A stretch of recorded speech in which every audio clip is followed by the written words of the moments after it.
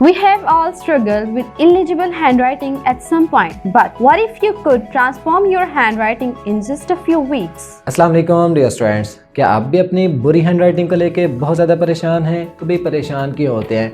एक डिज़ाइनर लेके आया है आपके लिए उर्दू हैंडराइटिंग और इंग्लिश हैंडराइटिंग बेसिक से एडवांस।